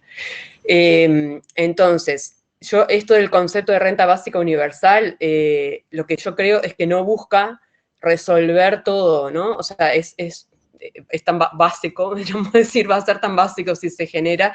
Creo que la idea cuando se promueve es que no hayan condicionalidades, que no sea que hay que mirar la característica si es migrante, si es afro, si es mujer de hogar monoparental, femenino, con niños de menores de tal edad, o sea, dejarnos de mirar tanto, ¿no? Para dar una transferencia cuando es una población que la está necesitando en general, y ir como a eso, a un acceso más universal de un beneficio que es necesario porque estamos en una sociedad capitalista. Mientras no la transformemos, se precisan ingresos hasta para comprar los alimentos, ¿no? Las canastas que hoy se están repartiendo es porque, bueno, se precisa plata para comprar el alimento. Ni mira que esa renta le va a dar para pagar ni la salud ni la educación, o sea, todo eso tiene que ser gratuito igual, ¿no? Es decir, porque eso no lo cubre, no cubre un sistema de cuidados con una renta básica universal.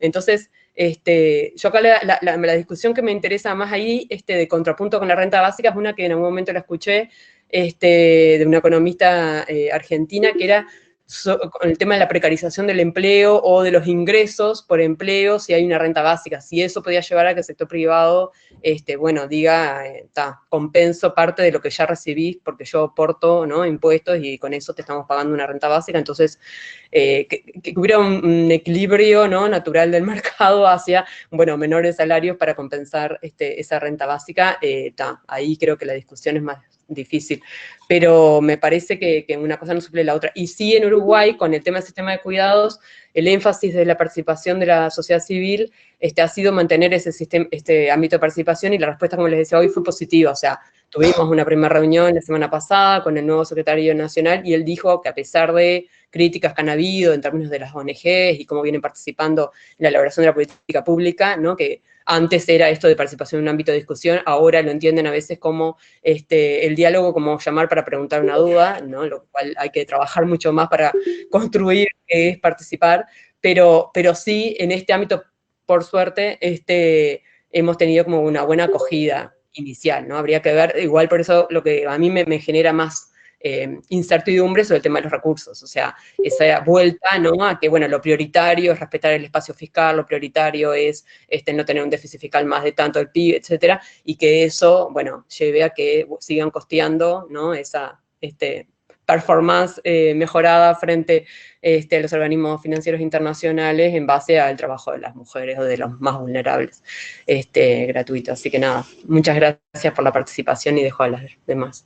Ori, ¿querés seguir? Perfecto, sí, disculpas que antes tenía problemas para desmutear el micrófono. Bueno, Sole ya ha comentado sobre varios de los comentarios, así que voy a tratar de ir por algunos elementos que no repitan.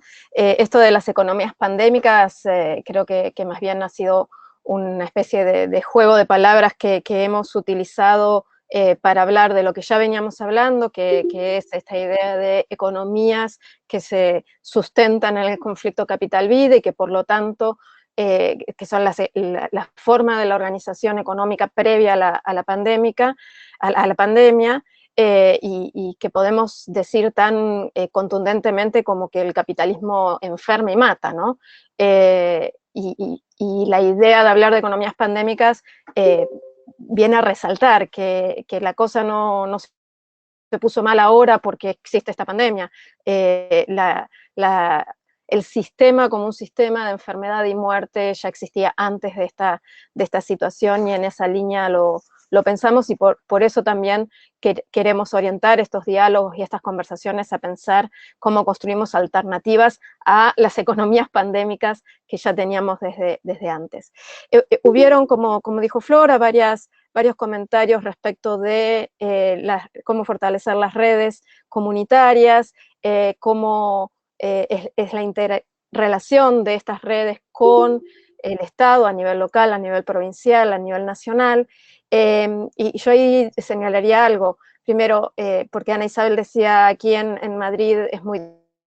me parece que son inevitables, que están siempre y que es parte de los desafíos que tenemos que afrontar. Las disputas donde se confunden y se mezclan las cuestiones político-partidarias a veces, objetivos o intereses diferentes, y el diálogo difícil con el Estado en sus diversas formas. Me parece que ahí tal vez lo que tenemos es que recuperar el aprendizaje de la movilización feminista.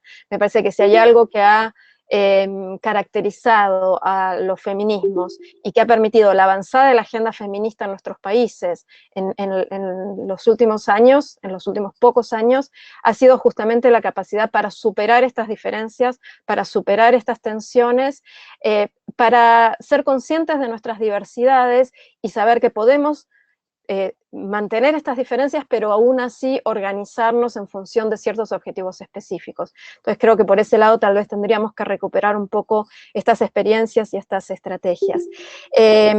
Creo que parte del fortalecimiento de las redes comunitarias reside también en el apoyo por parte del Estado, sobre todo en cuestiones materiales, ¿no? En el apoyo de recursos, en el apoyo de infraestructura, y en ese sentido el comentario que hacía una compañera respecto de la coordinación entre las administraciones provinciales y locales con el Ministerio de las Mujeres, Géneros y Diversidades en Argentina, a mí me parece que es un buen ejemplo a tomar. Resalto también aquí desde la experiencia argentina que suerte que esta situación nos encontró en Argentina con un ministerio de mujeres, géneros y diversidades que no teníamos antes, y qué suerte que en este ministerio hay muchas compañeras feministas. Yo creo que esto está marcando una diferencia con todas las dificultades, las tensiones y las cuestiones que podamos señalar, está marcando una diferencia y ha permitido que las cuestiones de los cuidados estuviese desde el primer momento presente en la agenda y en las respuestas que los propios gobiernos en todos sus niveles jurisdiccionales están dando. El hecho de que cuando Argentina, el Gobierno Nacional de Argentina, decreta la cuarentena bastante estricta en nuestro país y lista una serie de actividades esenciales, entre esas actividades esenciales estaban los cuidados. Las personas, aún en cuarentena, tenían permiso para moverse si eso tenía que ver con atender necesidades de cuidado, y eso me parece que fue posible gracias a que el Ministerio estuvo ahí señalando estos elementos desde el principio. Y tomo, para no extenderme y darle la palabra a las compañeras, la discusión sobre la renta básica. Y yo aquí señalaría 2 o 3 cosas. La primera es, yo celebro que el tema de la renta básica esté otra vez en discusión. Es un tema que venimos discutiendo hace mucho y que ha tenido altos y bajos y ahora está en una recuperación que a mí me parece saludable. Lo segundo que diría es, dentro de los feminismos tenemos posiciones diferentes y me parece que no tenemos por qué ponernos de acuerdo. Yo he conversado de esto con Amaya, con quien tengo una posición diferente respecto de la renta básica, y me parece buenísimo que nos demos estos debates y que podamos seguir construyendo juntas, aunque tengamos diferencias en algunas propuestas, en algunas consideraciones, como puede ser la de la renta básica. Yo creo, y un poco en esto estoy alineada con lo que decía Soledad, que la discusión de la renta básica o la promoción de la renta básica no es para nada incompatible o excluyente con la promoción de acceso a servicios sociales básicos y a que la gestión de estos servicios sea pública y que el acceso sea gratuito. El mundo ideal para mí es un mundo donde haya una red de seguridad en los ingresos incondicional, y esto sobre todo en la medida en que las sociedades sigan con el nivel de mercantilización y monetización que tienen. Tal vez la renta básica pueda ser como la discriminación positiva o los cupos, su objetivo debería ser desaparecer. Si la discriminación positiva o los cupos para las mujeres desaparecen, es porque llegamos a la paridad o llegamos a tener igualdad de oportunidades. Tal vez la renta básica pueda desaparecer el día que hayamos llegado a un nivel de desmercantilización y desmonetización que nos permita a las personas no tener la necesidad de contar con un ingreso básico para poder acceder a los bienes y servicios que necesitamos y deseamos. Entonces, tal vez hay que poner en la discusión también estos momentos diferentes en los que podemos pensar a la renta básica. A mí me parece que la renta básica es una propuesta potente, sobre todo porque discute con la centralidad del trabajo remunerado. Y aún cuando entraña el riesgo de, si distribuimos una renta básica en los contextos de los mercados laborales tal como funcionan hoy en día, lo que vamos a hacer es consolidar el trabajo no remunerado de las mujeres o el trabajo de cuidado en las espaldas de las mujeres, que ahora van a tener una pequeña remuneración a través de la renta básica, o si vamos a consolidar salarios bajos, porque se siente como una compensación en la línea con lo que decía Soledad.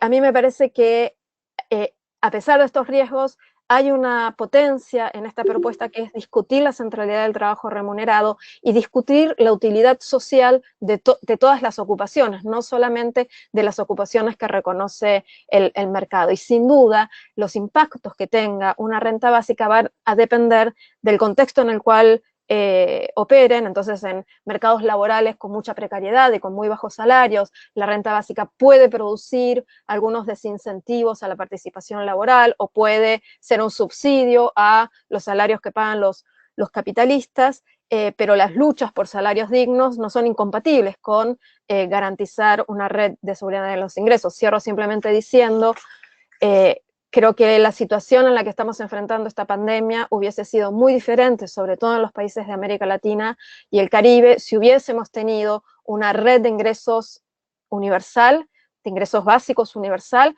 y una red de cuidados también universal. Hubiéramos tenido mucha más fortaleza para enfrentar la pandemia, y las experiencias de vida de las personas, sobre todo de las que menos acceso tienen a ingresos y alternativas de cuidado, hubiese sido mucho menos dolorosa. Gracias. Gracias, Cori. Pasamos entonces la ronda a Ali y después a Paz. Sí. Muy bien. Yo tampoco quiero repetirme mucho, sobre todo porque estoy muy de acuerdo con algunas cosas que han planteado Soledad y Corina. Voy directamente a contestar la pregunta que me hacía una compañera sobre las medidas que ha articulado el Gobierno español, si atienden o no las necesidades básicas de las mujeres migradas que se dedican a los cuidados. Y luego, bueno, daré mi punto de vista sobre algunas cuestiones que se han planteado, pero vamos, básicamente me centro en esta. Las medidas que se han articulado desde el Gobierno no son suficientes claramente para atender las necesidades básicas, las condiciones materiales de vida de las mujeres migradas.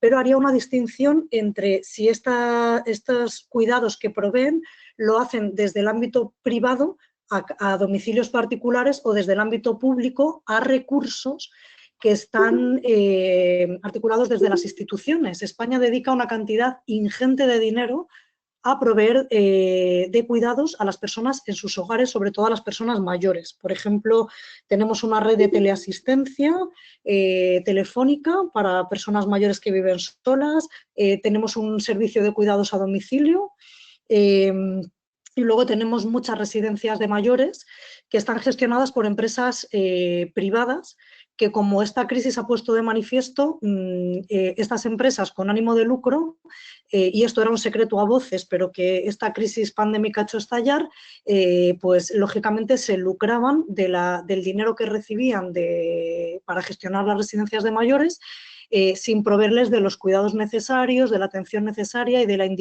individualización de estos cuidados.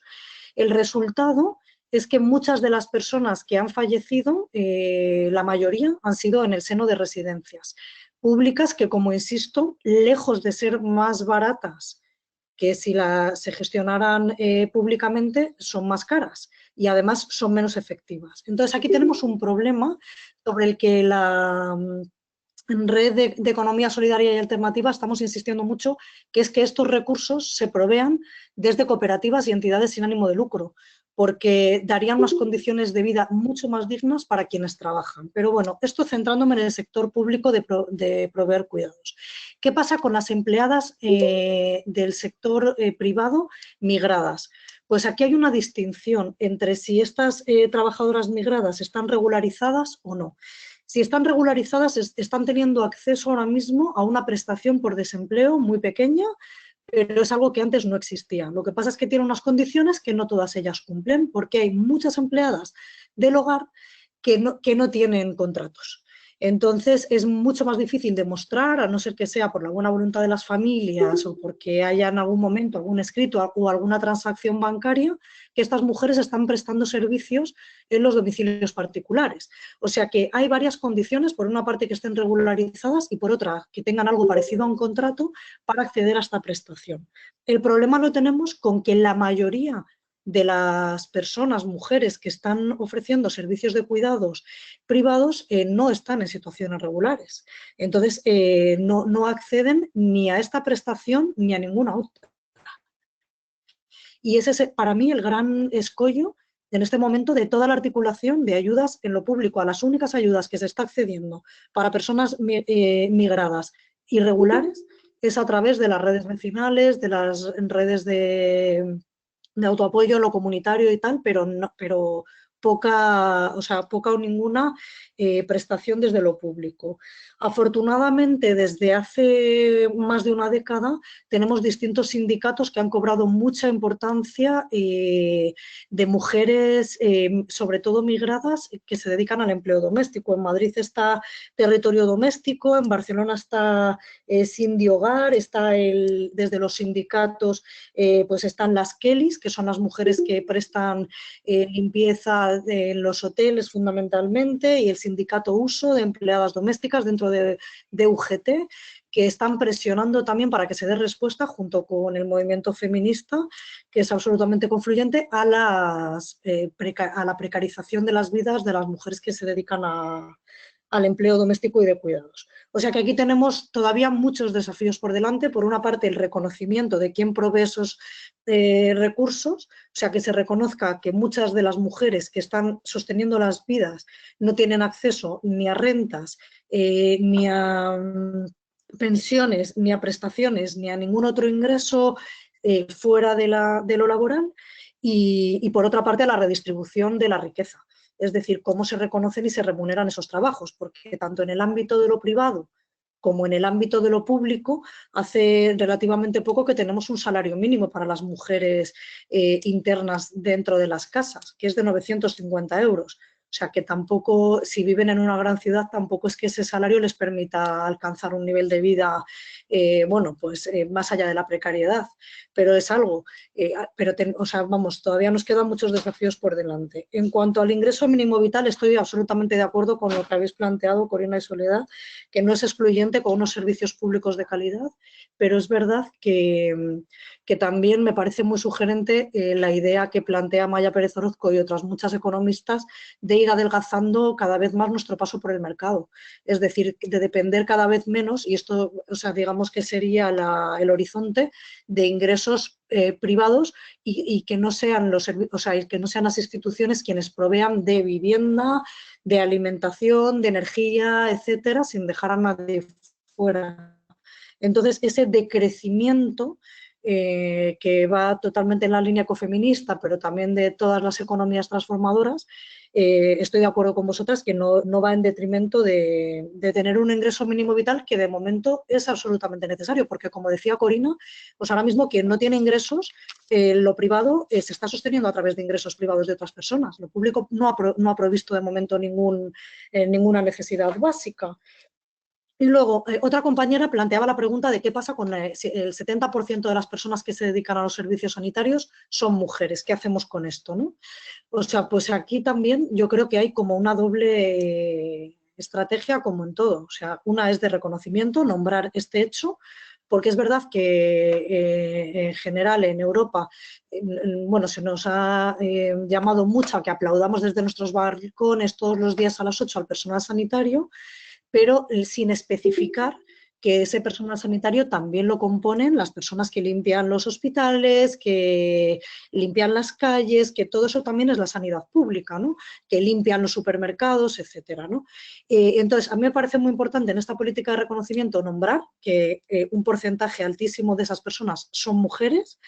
Y por otra, el debate que planteaba Soledad y Corina de cómo se reconocen y cómo se remuneran estos trabajos. Porque ahora mismo, o sea, hace unos meses, cualquiera se podía reír si planteabas que por qué se le pagaba a una mujer de la limpieza o a una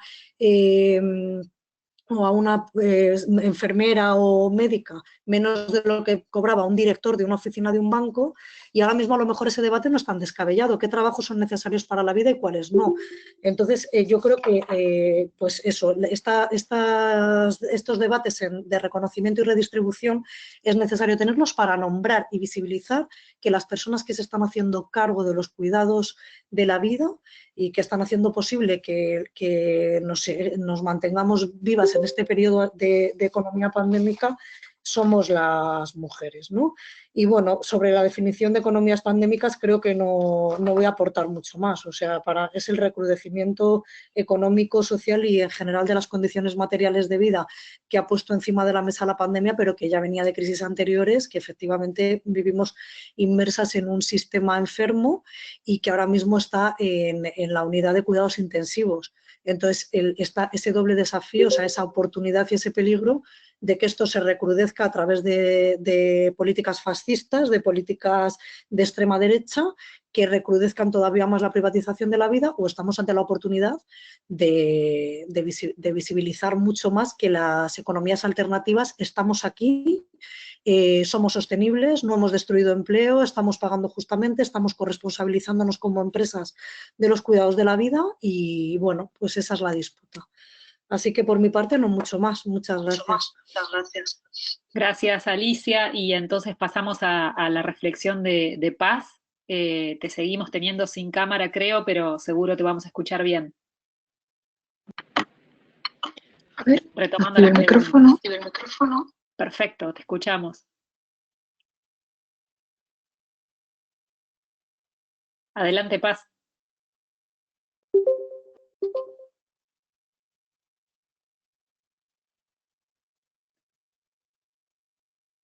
Paz, ¿nos puedes escuchar desde ahí? Bueno, creo que está con problemas de conexión. Bueno, entonces, mientras Paz trata de conectarse para responder la última ronda de preguntas, les recuerdo que este diálogo fue grabado y vamos a subirlo en breve a los canales de REAS, de DON, del foro, pueden entrar a la página del foro, www.transformadora.org, también para seguir las noticias del Foro de Economías Transformadoras y los espacios virtuales que se están abriendo rumbo a junio, a la última semana de junio. Y también vamos a armar un pequeño documento con algunas de las ideas centrales que salieron y, por supuesto, retomar preguntas que no hayan sido respondidas para después hacerle alguna devolución a las compañeras con las que quedaron preguntas pendientes. Paz, no sé si ahora nos escuchás. Creo que no. Bueno, entonces conecto breve para saludarles desde aquí. Ahí Ale puso el correo para seguir en contacto. Les contamos que estamos organizando 2 foros, 2 diálogos más, por lo menos en lo que venimos trabajando en la confluencia. Una de ellas tiene que ver con esto último que mencionó Alicia, que me pareció central, pensar el avance de las fuerzas de seguridad, el avance de los fascismos y los controles policiales y la criminalización en los territorios con el argumento de la pandemia. Así que vamos a trabajar en un foro, en un diálogo especial sobre el tema de militarización. Otro de los temas va a tener que ver con las estrategias de organización feminista frente a la pandemia, siguiendo en esta clave de pensar las economías transformadoras y las alternativas, como lo que charlamos hoy, y ahí van a estar trabajando, armando el diálogo las compañeras del Parlamento Plurinacional de Mujeres y Organizaciones Feministas del Ecuador, junto a No Tan Distintas, es una organización de mujeres en situación de vulnerabilidad social, y compañeras de barrios del mundo, desde Marruecos y desde Bélgica, articulando, y también vamos a trabajar el tema de las traducciones. Así que en breve sigan las noticias de la conferencia feminista rumbo al foro. Esperamos verles en próximos diálogos y retomamos entonces las reflexiones y preguntas, y agradecerles mucho desde acá, desde Argentina. Yo me despido con un mate y estamos cerca, y espero que esto haya servido para abrir más reflexiones y continuar dialogando. Las abrazamos y nos vemos pronto. Gracias. Conectamos las cámaras si quieren para vernos desde donde estén. Gracias a Ale, a María Tienza, a Tasmi, ahí la veo a Rosa desde México. Gracias a las panelistas también por acompañarnos, Alicia, Sole, Corina y Paz. Bueno, ahí vamos viendo más, ahí veo para una foto Ecuador. final. A quien pueda sacar una foto, capaz, con el celular.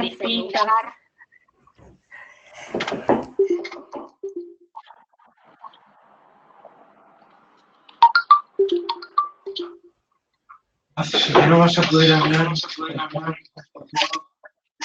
Qué linda, Fanny. Bueno, un montonazo. Rosy, qué lindo verte. ¡Ay, una bebé!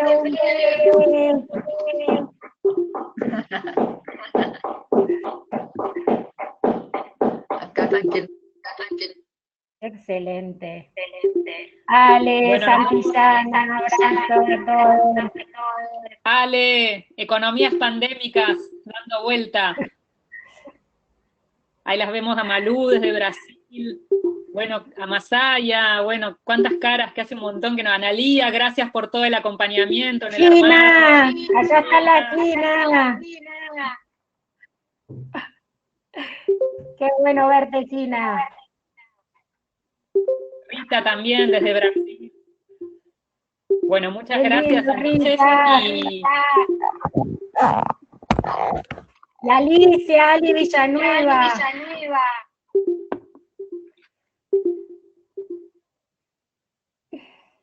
Qué lindo verlas, bueno, Masaya. Bueno, gracias. Ahí Rick, que estuvo también desde Brasil apoyándonos. Paso Rick. Buenísimo, bueno, gracias. ¿Dónde está Alicia? ¿Dónde está? No la veo, compañeros de la CHES. Este momento me encanta. Tratando de ubicarse. Bueno, compas, Gracias. Bueno, gracias por sostener esto. Gracias por todo el apoyo y por todo el acompañamiento. Abrazos fuertes a donde estén y nos vemos en el próximo diálogo. Ana Laura, Aquino. Desde México, saludos. Gracias, Paz. Gracias, Alicia. Corina. Vale, de las cooperativas, Marisa. Abrazos enormes para la Rues. Seguimos. Ay, Dios, se extraña todo esto.